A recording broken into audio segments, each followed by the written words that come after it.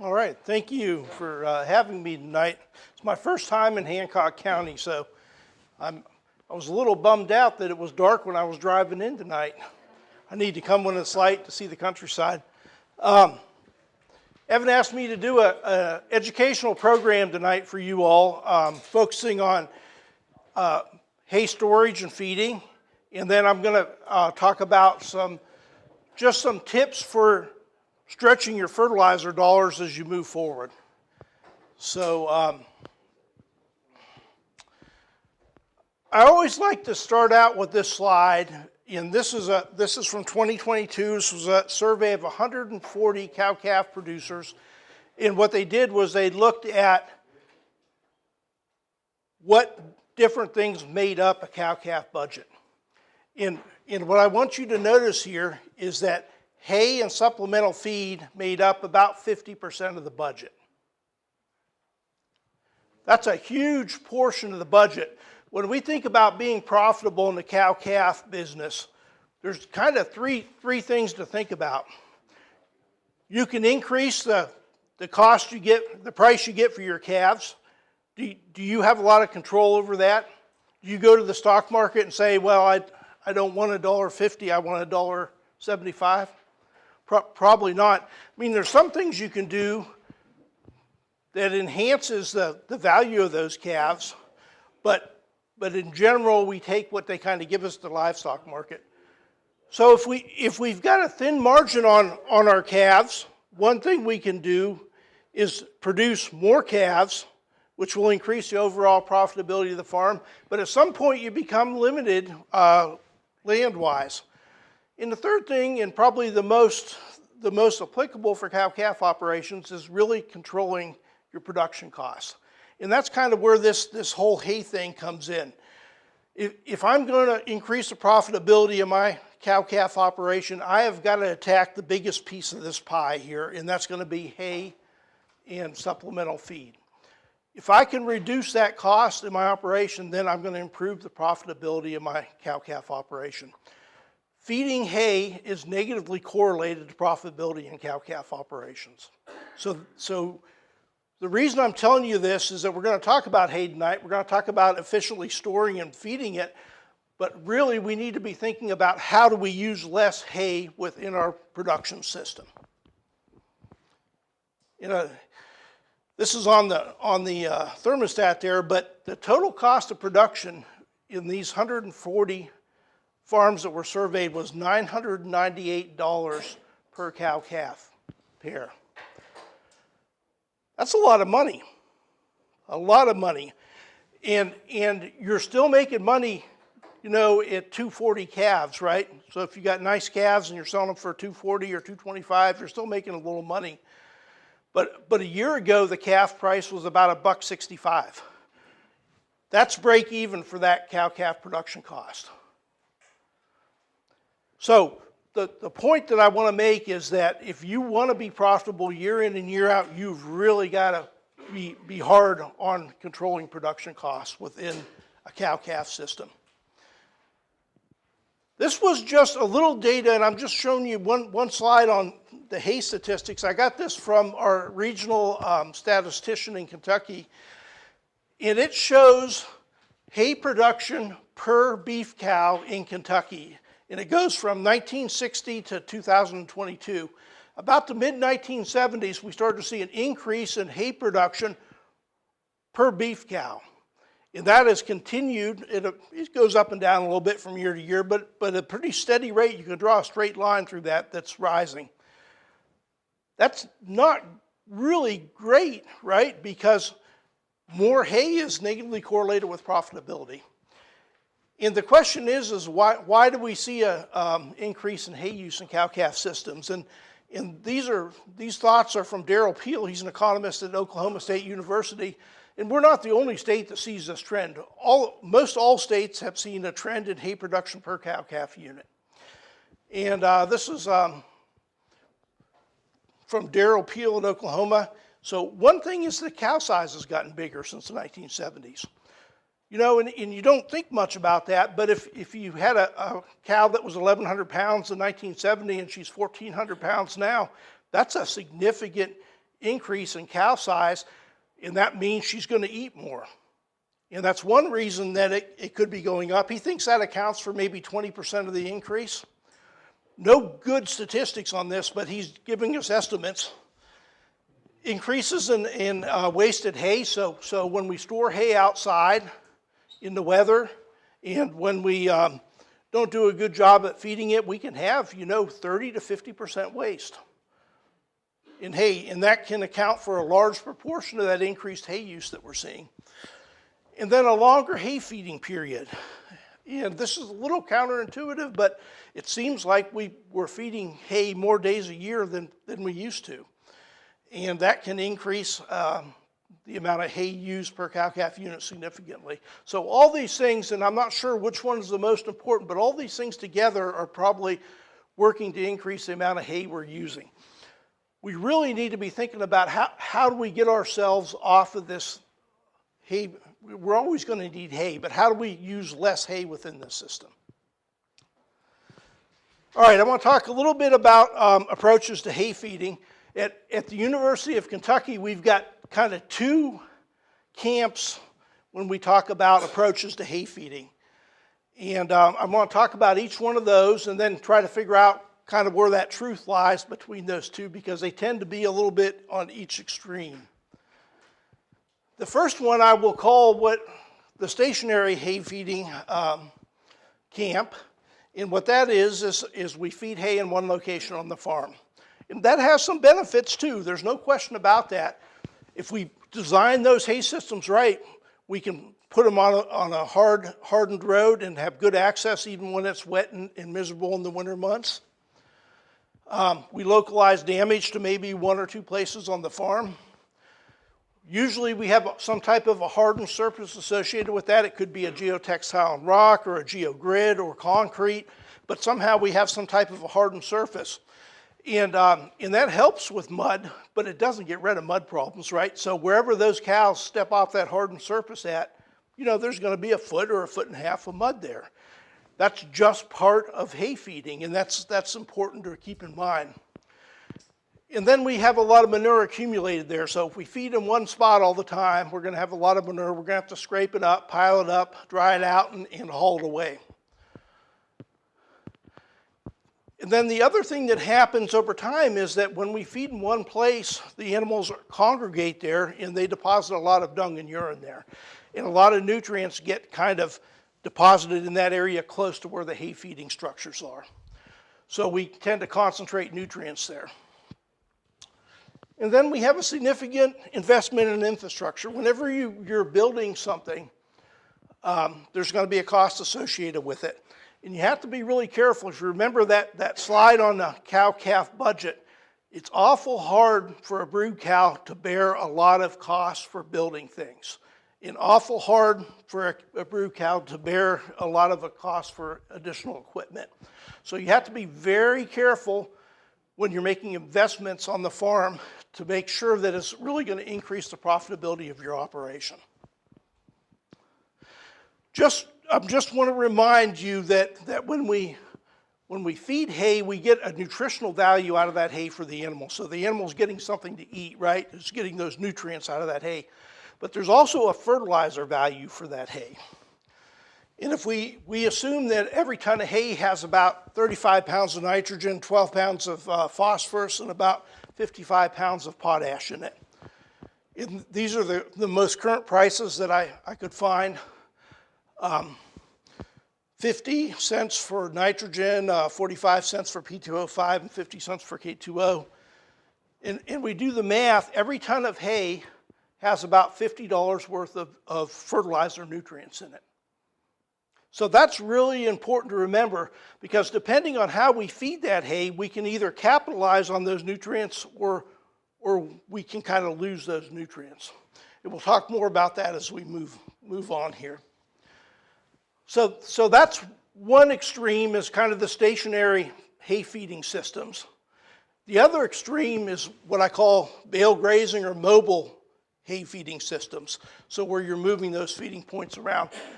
And there is lots of distance between those two extremes, right? So with the mobile hay feeding system, we're moving those feeding points around. So we minimize damage in one area, so we don't feed 20 bales in one spot. We feed a bale here, then we move it, and we feed a bale here, and we move it and feed a bale here. And that kind of minimizes damage in any one area. Still going to have mud if they're eating hay and it rains hard and they're around a bale, they're going to make mud. But by moving that bale, we kind of minimize the extent of that damage. One thing that's really beneficial in the mobile hay feeding camp is that we get a much more uniform distribution of dung and urine within that system. So instead of being stuck in one spot and all that dung and urine getting deposited there, we move those points around, and as we move those points around, you can see from this photo here, the dung pats are distributed much more evenly within the grazing system. So what we're doing is making better use of those nutrients within the grazing system. The other thing we can do with a mobile hay feeding system is we can use it with stockpiling for winter grazing. So stockpiling for winter grazing is just allowing tall fescue growth to accumulate, given you get some rain in the fall, allow that growth to accumulate and then feed it back as we get into late November, December, and January. And we usually do that. We kind of ration that stockpile out with some hot wires, a couple hot wires, and give them just enough access for 2 to 3 days, make them clean their plate. And we can actually use this in conjunction with feeding hay. So we could put bales out, and that stockpile can actually act as a supplement for those bales. Most of the hay, unfortunately, that we make in Kentucky is a little bit lower in nutrient quality than we would like. Stockpiled tall fescue is almost always higher in forage quality than most of the hay. So that stockpile can actually act as a supplement for some lower quality hay if we kind of feed them together as we move through the field. And then again, since we're not pouring concrete and building stuff and buying things to feed with, the investment cost is much lower for infrastructure and equipment with the mobile hay feeding system. So the question becomes is, who's right? You know, and like most things, the truth probably lies not at either extreme, but probably somewhere kind of in the middle. And that's what we really need to think about. I think there's a lot of benefits for feeding hay on poor pastures that you know are lower in soil fertility. We're going to get organic matter from that hay. We're going to get nitrogen, phosphorus, and potassium and other nutrients in there. And if we do a good job of spreading those feeding points out, we'll be able to capitalize on the nutrients in the hay. If you think of the cost of a hay bale, and it's kind of like if you buy a hay bale, you're getting like a $50 coupon with it for those nutrients that are in that hay bale. But it's up to you to make sure that you do a good job distributing those nutrients. It's also really nice to have a place to go when the weather really gets ugly, and it does get ugly every winter, right? So if things really go south and conditions are really miserable, it's nice to have a hardened place to go. Well-drained area with a hardened surface to feed some hay on when things are really bad. At the end of the day, we really need to work to minimize investments in infrastructure and equipment. And if we make those investments, I'm not saying don't make those investments, but I'm saying really scrutinize those investments. You've got to make sure that what you're purchasing is going to increase the overall profitability of the farm. And if it's not, then you got to ask yourself, why am I doing it? And the answer may be, well, it makes my life a lot easier, and that's worth something, maybe not monetarily, but personally. At the end of the day, there's no perfect way to feed hay. And if someone stands up in front of you and says, I've got all the answers and this is the only way to do it, yeah, they may not be completely truthful with you. So you just have to kind of take those information from both camps and kind of put it into a system that's going to work on your farm. So let's talk just a little bit about considerations for hay storage. And I'd like to start out with this slide. This bale's got a little bit of a weather layer on it, and if you store your hay outside, you're going to get a little bit of a weather layer. and say it weathers the outer 4 inches of that bale. You're saying, well, that's not a big deal. I only lost 4 inches of hay, right? If you do the math on that, 4 inches on a 4x5 bale is going to be about a quarter of that bale got weathered. And as it gets deeper weathering, 6 inches, you know that's going to be closer to a third of that volume of that bale. So weathering is a big deal, and it's a big deal even on just a little bit on the outside of the bale. So anything we can do that's going to help us reduce that weathering is going to be a big plus. I'll just show you a couple data slides and move on. This is from a publication on the bottom here, but it compared a rock pad to storing hay on the ground. 10% dry matter loss with the rock pad, 30% dry matter loss storing the hay on the ground. And you're saying, why is there such a huge difference? The rock pad is doing something. It's breaking the ground contact with that hay. So we often think of hay as getting wet from the top when it rains, right? A lot of moisture that causes hay to spoil wicks up from the soil. And when we can break that ground contact with a rock pad, a pallet, a tire, I'm trying to think of all the things I've seen hay set up on over the years. But when we can break that ground contact, that's going to reduce the amount of hay loss. So that's a pretty important practice. We always think of net wrap as being good for helping to preserve hay, and it certainly does.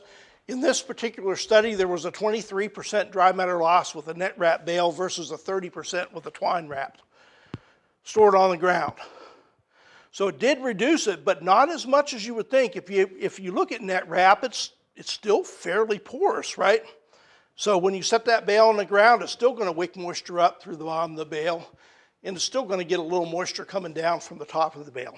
So certainly not perfect, but it does help improve it a little bit. The big thing the net wrap does is that when you get a really rotten bale, it holds it all together when you lift it up with the tractor. So this is an interesting one. I don't know if anybody remembers a baler was an M&W baler. M&W was an older baler, fixed chamber, and instead of wrapping with net wrap, it wrapped with a plastic film. And this was a really interesting study done by Mike Collins at the University of Kentucky in the 1990s, late 1990s. He compared a conventional hay shed to plastic wrap on the ground. And what he found was that the plastic wrap on the ground had a 5% dry matter loss, similar to what he had in the shed. So if you think about this, what that's doing when you barrel wrap that bale, that's what you call it when you wrap just the outside of the bale but not the ends. It's breaking ground contact, right? So it's not wicking moisture up from the ground, and it's shedding moisture off the top. This is a pretty effective system if you could find a baler that does this, and there are a few balers out there that you can barrel wrap bales with. And then store those bales end to end. Dry matter losses will be fairly minimal with that system. Now, this is one that bothers me a little bit. I drive around the country a lot, and I see a lot of hay stored like this outside, stacked on top of each other. If you're going to stack hay outside like that, then you really need to cover it.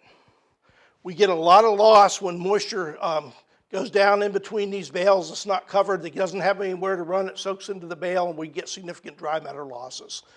If we can cover this with a tarp, the stack of hay, and put it on a pad to break ground contact with, we can have fairly low dry matter losses in storage. If you've ever messed with a tarp, they work better on a slide than they do in real life, right? They're kind of a pain to deal with, and they're kind of a pain to keep down when the wind gets up. So they work, but not the easiest system. So I just put this slide together to kind of emphasize a couple things that we talked about. The first one is that if you have the choice to store something on a rock pad to break ground contact, that's ideal. So large railroad-sized rock. You want to store bales in rows going down the slope so that water can run down away from the bales when the bales shed that water off. You want those rows of bales to be 3 to 4 feet apart so that there's some place for the water to go and the sides of the bales can dry out after it rains. And you want the bales butted end to end. Ideally, you'd want this on a north-south orientation and on a south slope. There's a lot of things in there, but the idea is if we can get that moisture away from those bales, store them in a well-drained area, get them away from the bales and get them away from wood lines, get them away from anything that would shade those bales, we're going to help to reduce storage losses. I want to talk just a little bit about hay feeding considerations before I talk about soil fertility. And there's lots of different ways to feed hay, some better than others, none of them perfect for sure. One thing that I'll mention that we don't talk enough about is hay. The quality of the hay matters. If you put a good bale of hay out there, you know, you're going to have a minimal refusal on that bale. If you put a bale that's been sitting out for 9 months in a wet area in the field and it's half rotted, you're going to have a lot of refusal on that bale. So making good quality hay is important, and then that's going to reduce the amount of hay that you need in your total feeding system, and it's going to reduce the amount of supplement that you need. So if I have a good quality hay that's meeting the nutritional requirements of the animal, so 10% crude protein, 57, 58, 60% TDN, then I'm going to be in pretty good shape. The only way to know what your hay quality is, don't ask your neighbor and don't ask me and don't ask your extension agent. You've got to take a hay test. It's hard to manage something if we don't test it. So we need to know what that hay quality is. And when we know what that hay quality is, we'll know if we need supplementation. This is a great tool if you have never used this. Kevin Laurent came up with this, and Jeff Lemkohler, UK beef cow forage supplement tool. You plug your hay quality analysis in, and it tells you whether you're going to need supplement or not. And this is a great tool, and I know that Evan has it there, and he can help you with it if you have hay test results. When we know the quality, it's going to allow us to match that hay to different groups of animals. So if we have animals with higher nutritional requirements, cows that are lactating, heifers that are still growing, we can give them better quality forage. And then we can determine if we need to supplement that forage. So just a few best management practices for hay feeding. Number one, choose a well-drained area. It kills me when I drive across the countryside and there's a low spot in the pasture and they've got bales stacked in there feeding bales in a muddy low spot in the pasture. Choose something that's well crowned, where the water is going to move away and is well drained. Match hay to the animal class. So if you have better quality hay, feed that to the animals that need that nutrition. If you have lower quality hay and you've got some gestating animals that have low nutritional requirements, then it makes sense to feed that hay to those animals. Feed hay stored outside first. That's just common sense. It's weathering every day it sits out, so if I can get that hay fed out first, that's going to be the ideal situation. Put something between that hay bale and the animal. Most cases it's going to be some type of a hay ring, but you need to have some kind of a barrier between that hay bale and the animal, and that's going to increase or decrease your hay losses during feeding. Ration your hay out, so only give them enough hay for 2 to 3 days. Don't put out 3 weeks of hay at one time. They're going to waste a lot of that hay. So if you can, the more you can ration it out, the less the losses are going to be. And don't be afraid to make animals clean up their plate. And the exceptions would be growing animals. You don't want to really force them to eat something they don't want to, right? Because they need that higher plane of nutrition. Lactating animals need a higher plane of nutrition. And if you happen to get in the situation where you've got a lot of thin cows, then forcing them to eat something they don't want is probably not a great idea. But if you have some good condition, mature brood cows, it's okay to make them clean their plate.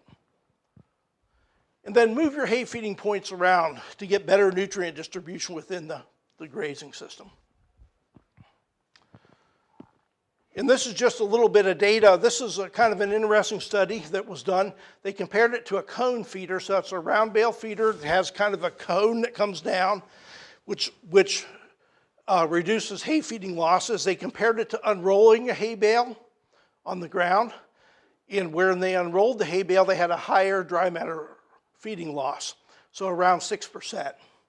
Still not terrible compared to a cone feeder, but significantly higher. The nice thing about unrolling hay is that you can move the points where you unroll it, and you get a nice distribution of the nutrients across the soil surface. And you'll say, well, there's a lot of loss when you unroll hay, and there certainly is, I think, a little bit more loss. But if it's a good quality hay that's palatable, the losses won't be as high as you think. Probably the worst case scenario is processing a bale, so tearing that bale all up and then feeding it on the ground. Dry matter losses feeding losses can be very high, 14 to 20%. And there's a number of reasons for that, but one reason is that we tear it up and the fines kind of fall to the bottom of that windrow. And they're not accessible to the animal, they're right on the soil surface. So the animal's stuck with all the coarser material, which tends to be lower quality and less palatable. So if you're going to process bales, which takes a tractor and some type of a bale processor, right, you probably need to be feeding it in some type of a feeding bunk to minimize losses. So just a few closing thoughts on this whole hay thing. And one is that hay's expensive. Don't ever forget that. Sometimes we forget that because when we make our own hay, we don't write one big check for it, right? We write a little check for the diesel fuel, and we write some check for a twine, and we write a check for a bearing on the baler or whatever, you know. We write a bunch of small checks, so we don't see that one big check. But it is expensive. So I would challenge you, if you're making your own hay, sit down and think about how much it's really costing you. Because in many cases, if you have access to decent quality hay that you can purchase, especially for a small sized cow-calf operation, that may be a much better deal. Work to improve hay quality on your farm. What's the number one factor impacting forage quality? Anybody want to hazard a guess? The what? Fertilizer. Yeah, fertilizer is important. There's lots of factors that impact forage quality. Fertilizer is one. Type of forage species is one. Legume or grass. But the biggest one overall is the stage of maturity at harvest. So if I'm harvesting my hay closer to an Independence Day, then my quality is going to be quite a bit lower than if I would harvest it by, say, mid-May and then get a second cutting of forage. I may be optimizing my yield, but I'm not optimizing my forage quality. So stage of maturity at harvest, if we can cut grasses at the early head stage, legumes like clover at the medium bloom stage, alfalfa at the 1/10 bloom stage, then we're going to optimize forage quality and yield. Store hay under cover if possible. If you can't do that, break ground contact. So if I can get that hay off the ground somehow so it's not wicking moisture up, that's going to reduce my storage losses. Match hay quality to animal class. Feed hay in rings or at least put some type of a barrier between that hay bale and the animal. And then move my hay feeding points around ideally so that I get a better distribution of dung and urine on the pasture. And then avoid feeding processed hay on the ground. That's just not a great idea. Study after study has shown significant dry matter losses when you do that. All right, the last portion that asked me to talk about was a little bit on how to get the most out of your fertilizer dollars. And you all know this graph better than I do. More painfully than I do, for sure. When we looked at the fertilizer prices, and this is N, P, and K here, so urea, diammonium phosphate, and potash. Last couple of years, I mean, they have just been almost prohibitive to buy for pastures, right? And because of that, we have kind of mined some of the fertility out of our pastures, and especially out of our hay fields. And we really need to think about, now we've seen the prices moderate, we need to think about putting some of those nutrients back on our pastures. So that's going to be important as you move forward. I don't know if CAIP covers fertilizer or not, or I'm sure some cost share program somewhere does, but I would think about trying to get involved in those programs to help you build fertility back up in that system. So currently the price of urea, I checked today, has gone up just a little bit from when I did my bale calculations to 62 cents a pound. Diammonium phosphate, I checked today at Agrichem in Princeton, they're at 52 cents, and muriate of potash is at 43 cents a pound. So we're not as low as we were previously, but they're coming down, and they're much more in the realm of reality now. Okay, so tip number one for stretching your fertilizer dollars is avoid silver bullet. So everybody knows what a silver bullet is. It's that miracle thing that's going to save you from everything else, right? There is no such thing, right? Avoid products that sound too good to be true. So, and there's a lot out there. There's a lot of biological products that have say things like activate soil microbes, or there are some nitrogen products which promise some nitrogen fixation on grass crops. You know, those are coming along a little bit, but I still wouldn't put a lot of weight on them just yet. One thing to always do, if somebody's trying to sell you something, ask them for replicated data from a university trial. Guys that are selling these products hate that because university trials show that the products usually don't work. And this happens to be one of them. This is all over Facebook, and some of you have probably seen this. This is liquid calcium or liquid lime, some people will call it. We did a trial with my colleague at the research station, Edwin Ritchie, at 16 locations around the state because they say things like neutralize the soil acidity. It doesn't do that. It does not neutralize soil acidity. It had no impact at all on soil pH in our 16 trials. Ag lime did, and ag lime was a lot cheaper. But when they promise you things like this, increases movement of NP and K into the plant, I'm not sure how that works, aerates the soil and reduces compaction, oh, come on now. The best thing you can do with a product like this is just don't use it. This is just not a wise way to spend your money. So avoid those products that are promising you too much to be true.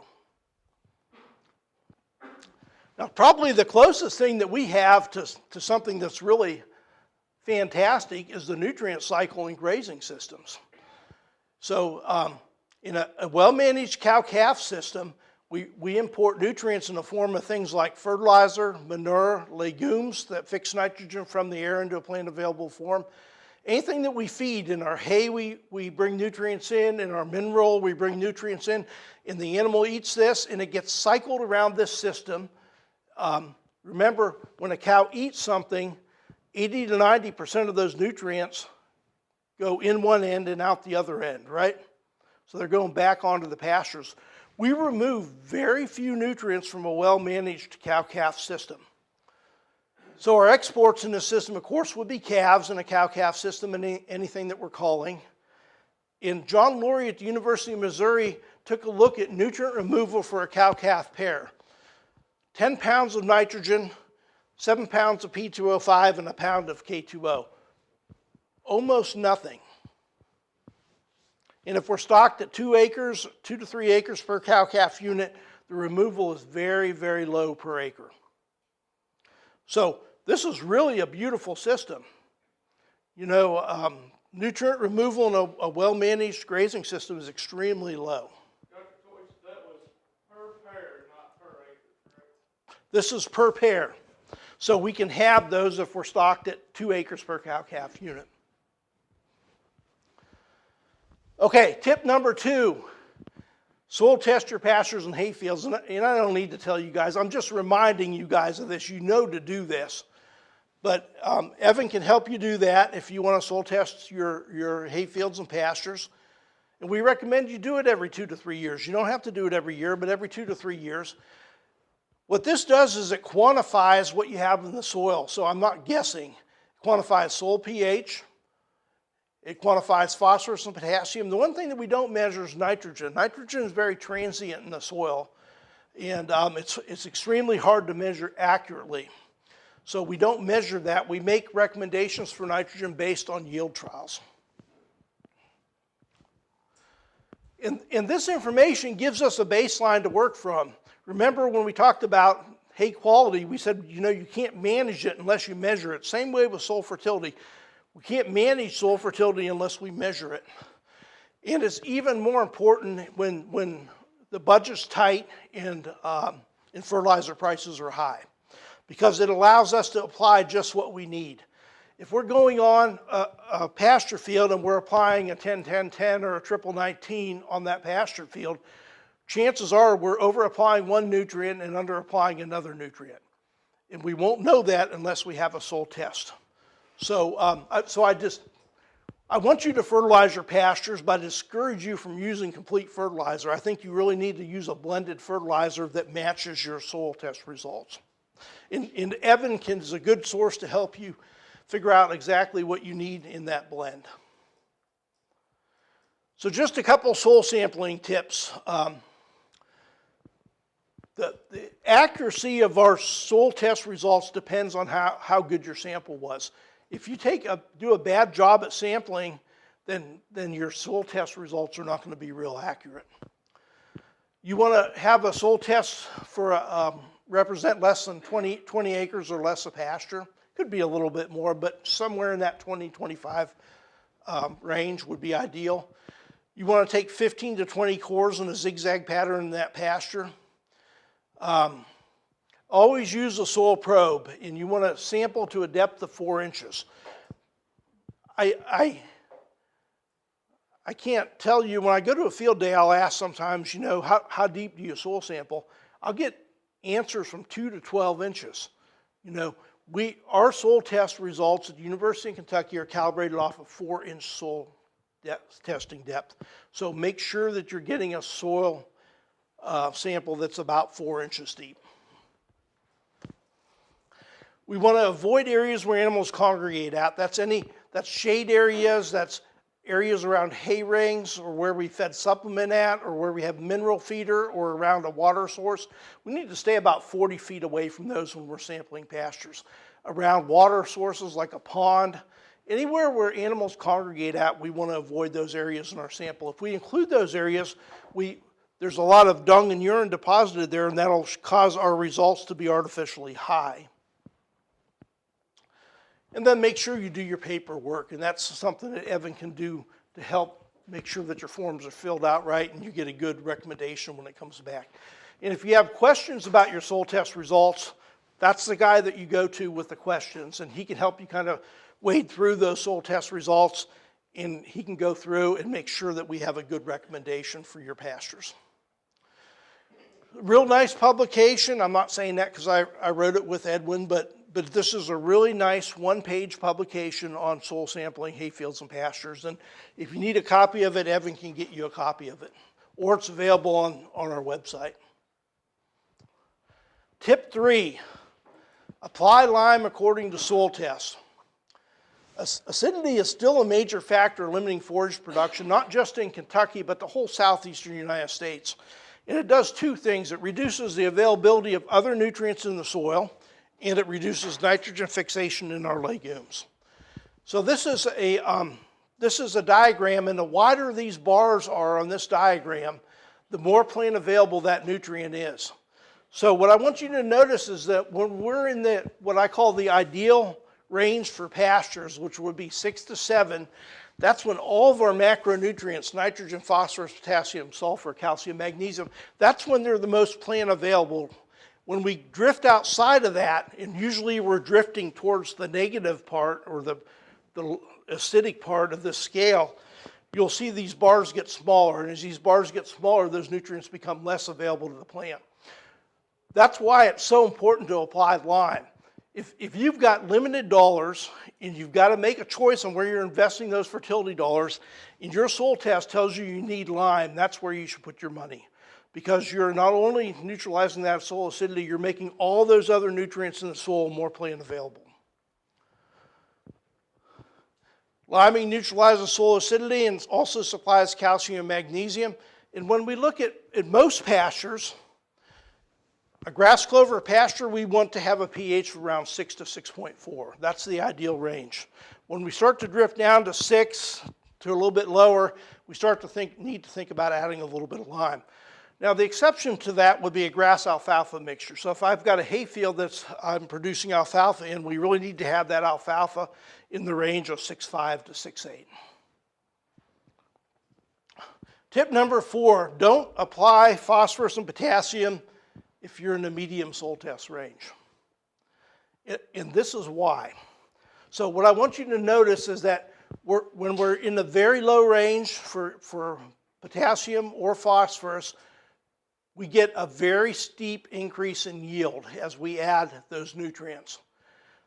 Now, once we get to this medium range, if we're on the bottom of the medium range, we'll get a little bit of an increase in yield, but not tremendous. And as we get towards the top of the medium range, the medium plus to high minus range, the increase in yield is very small. So if your fertilizer dollars are limited and you're in that medium, a solid medium soil test range, there's not a lot of need to add a lot more fertilizer to that system. You just kind of keep them in check and monitor those soil test results every 2 to 3 years. And if it starts to drift down, you add just a little bit of fertilizer to the system. So tip 5, implement rotational stocking. Boy, that doesn't sound like much of a soil fertility tip, does it? This was a summary of the scientific literature that looked at comparing a continuously grazed pasture and a rotationally stocked pasture. And what they looked at was a proportional advantage of using rotational stocking. And what they found was that on average, over these trials, we had a 30% increase in productivity of that pasture. So when we grazed the pasture down to, say, 4 to 5 inches, and then we moved animals to a new pasture and allowed that one to rest, the proportional advantage of those pastures were about 30% more productive, just through management. Grazing management's a powerful tool to increase pasture productivity. So rotational stocking doesn't just increase pasture productivity, but it does other things too. When we rotationally stock a pasture, we get a more uniform distribution of dung and urine in that pasture. And that's important for our whole soil fertility program. And that's one of the things we don't talk enough about, is the impact that good grazing management makes on soil fertility in grazing systems through more uniform dung and urine distribution. What's another advantage of rotational stocking? You're seeing those animals more often, right? So when I see an animal every day, and when I come out to that pasture and that animal knows something good is about to happen, it's going to get fresh grass, they become easier to handle within that grazing system. If the only time they ever see you is when you get them up to pull the calf off or give them shots, you know that experience of you and the animal together is not as pleasurable as a rotational grazing system. So one thing that can happen in a continuously stocked pasture is that we can get a concentration of nutrients around shade and water sources. So an animal comes out here and it grazes, and then it goes back to the shade and water and it lays down and it ruminates and rests a while and it gets back up. What happens when it gets back up? It's like going to the bank, right? It makes a deposit. And over time, we take nutrients from one part of the pasture and we concentrate them around shade and water sources. So what do we do about that? Well, we implement a rotational stocking system, and when we do that, and there's some great cost share programs to do this. If you haven't participated in EQIP, NRCS's EQIP program, It's a great program for getting water out in the pastures that allows you to start managing grazing. When we do that, we're saying graze here, and then I want you to deposit those nutrients back here, and so on and so on and so on. So we get a much more uniform distribution of dung and urine within that grazing system. Tip 6, if we're feeding hay, make sure we're capitalizing on the nutrients in that hay. And we've already talked about that in our hay feeding thing, so I'll go through this quick. But every ton of hay has about $50 worth of nutrients in it. So feeding that hay, how we feed that hay can have a big impact on whether we're capitalizing on the value of those nutrients on the hay. A good general rule is if I'm feeding hay, I want to choose a pasture that's kind of the poorest pasture on the farm to feed that hay in if I can. If I can do that, I'm going to build that fertility and that organic matter in that field over time. And then move your feeding points around. It doesn't really matter how you do it. You can use bale grazing, and that's a topic for another time. But you can use bale grazing where we set bales out and then give them access to just a few bales at a time. We can use bale wagons. We can unroll hay. We can move rings. It doesn't really matter as long as you're moving those hay feeding points around. So this is just an example of, say I've got a nice hardened access road here, and it's easier for me to drop bales off. So if I feed all my bales in this pasture, what's going to happen over time? All the nutrients from all that hay that I fed is going to be concentrated in that one little area. I was on a farm, I won't tell you what county, but I was on a farm and we were looking around, and the producer took me to an area of the pasture, and he was really proud. He says, I feed 200 bales of hay in this little 2-acre area every year. And I'm thinking to myself, boy, that's a terrible waste of those nutrients. You mean concentrated in that small area on that farm. That's essentially what happens when you feed hay in one area each year. Would you ever pull a fertilizer buggy into a pasture, dump all your fertilizer in one paddock, and then go home? No, you spread it out over the entire pasture area, right? And that's essentially what you do when you move those hay feeding points around. You're getting a much more uniform distribution of dung and urine across that entire pasture area. So tip number 7, I know you're asking when are these ever going to stop. There's only 10, so we're getting near the end here. Incorporate legumes, and if you haven't overseeded lately, you know legumes are an important part of healthy grassland ecosystems.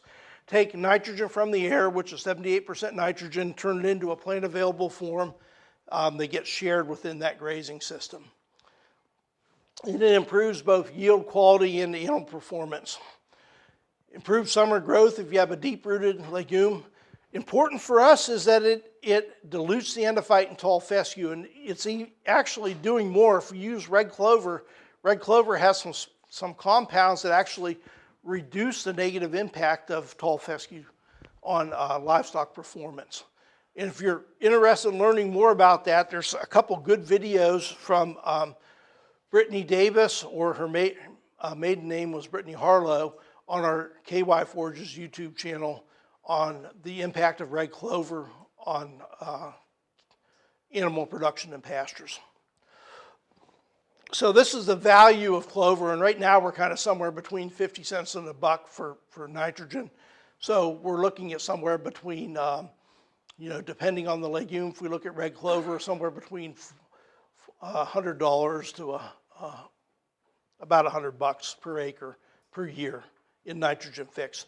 One important thing to remember about legumes and pastures is that nitrogen is not shared directly with the grass, it's shared indirectly. So that means it's shared through the animal. So the animal eats it, it uses some of that nitrogen to make protein in the rumen, and then it deposits the rest in dung and urine back onto the pasture. And that's how the nitrogen gets shared, and that's what we call the nitrogen cycle in grazing systems. Another important part of the nitrogen cycle is death and decomposition of plant parts and roots. So if the animal doesn't graze it, but it knocks it down, soil insects and microbes start to break that down and release that nitrogen into the system. Limited direct transfer between a grass and legume. Most of it's indirect. Tip 8, frost seed clover. This is one of the simplest ways to get clover back into pastures, is to come in and broadcast that seed onto the soil in mid-February. when we have freezing and thawing cycles go on. As that soil heaves up and shrinks back and cracks form, it incorporates that seed, and we can incorporate red and white clover in our pastures. Works best with red and white clover. 6 to 8 pounds of red clover and a pound or 2 of ladino clover is generally what we recommend. Just some tips for having better success with frost seeding. Make sure that you graze your pastures close prior to broadcasting that seed on. You want that seed to reach the soil surface. Make sure you get it on in plenty of time. So early to mid-February is ideal. You got lots of freezing and thawing cycles to get that seed incorporated. You want to control post-seeding competition. So after I broadcast that seed on, if I can feed hay in that pasture for a little bit, that's going to be a plus. They're going to graze that pasture down if it starts to grow a little bit to reduce the competition from that sod with the developing seedlings. The other thing it's going to do is that walking action of the animal will actually incorporate some seed into the soil. Use high quality seed. Seed at the correct seeding rate. Some of these little seeders on the back of ATVs can be very difficult to calibrate. And if you need tips on calibration, we've got a couple calibration videos on our YouTube channel. And then get even seed distribution. That's a lot easier said than done in a pasture because you can't really see where you drove in that pasture unless there's snow on the ground. So sometimes you'll have overlap, sometimes you'll have misses within there. One thing that you can do is to use a small, inexpensive GPS unit, and that will help you get much more uniform distribution. So in a little experiment we did at the research station, I had 2 technicians spread clover seed onto a pasture, and we looked at using GPS or not using GPS. And when we didn't use GPS, they tended to overlap more than have misses. So they were overcompensating. And the overcompensation was around 35% overlap. So that's a significant increase in seed costs. When we used GPS, it reduced that overlap to 3%. So these little units, that cost about $1,500, they can pay for themselves in, a year or 2, depending on what operations you use it for in a pasture. Okay, tip 9, manage nitrogen applications. Nitrogen's only a good investment if you're going to use that forage. So make sure that you're going to use it for hay or you're going to graze it, but somehow you've got to utilize that forage. If you just put nitrogen on and you got a bunch of dry matter production that you don't utilize, it's not a good investment. So generally in grazing systems, we have more growth than we can utilize in the spring. So putting nitrogen on in the spring is sometimes not a great idea.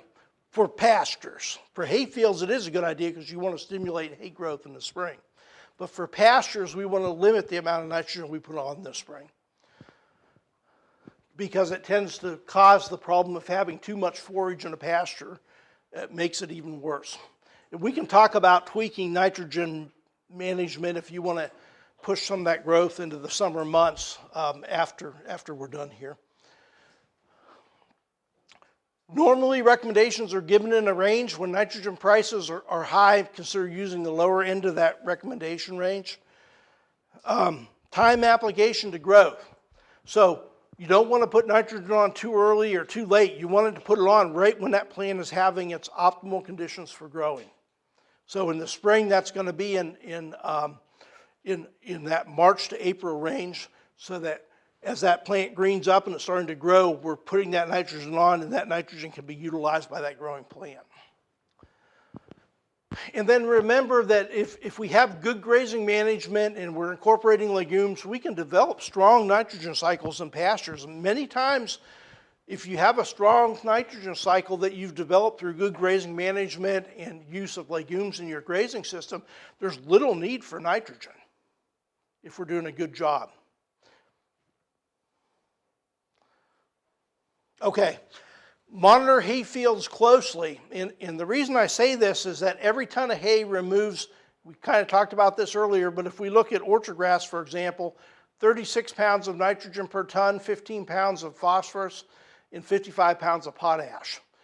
So say we have a good good year and we get 3-ton yield out of this orchard grass. All of a sudden we're removing over 100 pounds of nitrogen, we're removing 45 pounds of phosphorus, and we're removing 165 pounds of K2O per acre.